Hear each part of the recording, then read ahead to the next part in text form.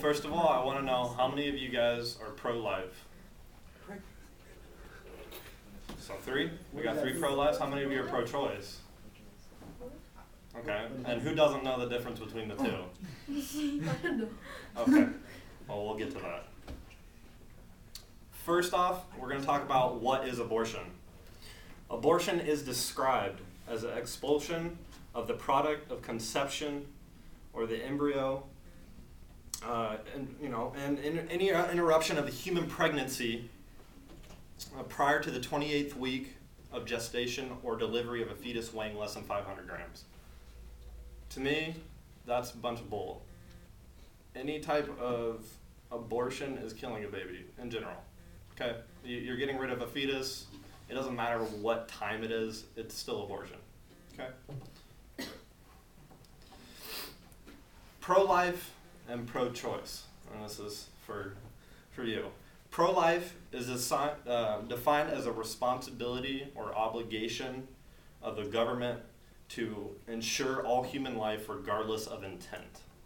Okay, so that's what pro-life is. And there was 3 pro-life, right? Okay. Pro-choice is defined as the belief that you have the choice and you choose to abort if you want. Okay, and I want to clarify that I am pro-choice. The reason why I'm pro-choice is because I want to have the right. If I was a female, of course. So, why pro-choice is the way to go? If I were a woman, I would want to have the choice. Okay? You know, back in the 50s and the 60s and the 70s, you always hear about we want to fight for women's rights, right? Okay, so if you're pro-life, you don't have a choice. You get raped? No, doesn't matter. You're going to have that child. Doesn't matter. I don't care about your right. It's a life, and that's all that matters. What you want and what you feel, nope. You're going to have that baby. So, the government is already wanting to continue with abortion. I don't know if you know that, but it's because of the evolutionary theory. It's, we're moving down the evolutionary chain. We're furthering mankind. That's also with euthanasia. Euthanasia is where the elderly, you just put them to sleep. They're old and they're out of the way. You need them out of the way. So that's the government's belief in it.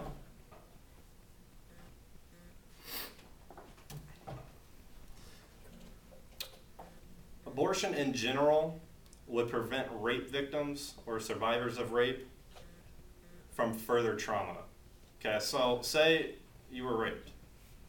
You have a baby. Do you want that baby? Do you want to be reminded every day that you were raped? Because I know I wouldn't. That would be terrible. You have to relive it every single day. You have to nurse this baby that you didn't want, you didn't have time for, you didn't plan for. Maybe you were in college. Yeah, you're going to have to drop out, take care of your child. Yeah. But it's a life. That's all that matters. It can also prevent severely malformed babies from suffering in this world. I think it's unfortunate, that we have Down syndrome and other birth defects such as this. And on that cause, I would probably choose to abort a child. It's such a money issue because the world revolves around money. I can't provide for a child that needs super special, things to help them with their daily lives. That takes, I have a really good friend, his name's Chase. He has cerebral palsy, and I've actually talked with his mom, and she said sometimes, they actually wish they did, because it's such a struggle for him every day. She has to bathe him, clothe him, feed him. He can't move anything but his neck. And just a few years ago, he was walking. It's a progressive thing. He can't do anything, and, I actually feel bad for them.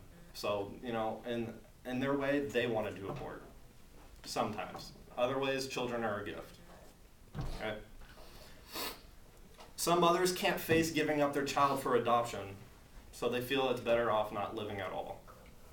You know, and a lot of studies have shown that many foster children can't cope with not having a family that didn't want them, so they end up going from foster home to foster home to foster home, and they just stay in the system their entire lives.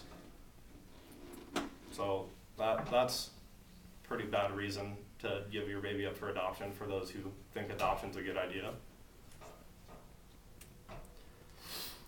So getting near to the end, no one likes to be told what to do. That's, you know, most teenagers are rebellious, right? You know, you don't want to be told what religion you need to be part of. You don't want to be told what sexual orientation you want. You know, we have all the gays fighting for gay rights. They don't like to be told, nope, you're not allowed to be gay. You know, it's a sin.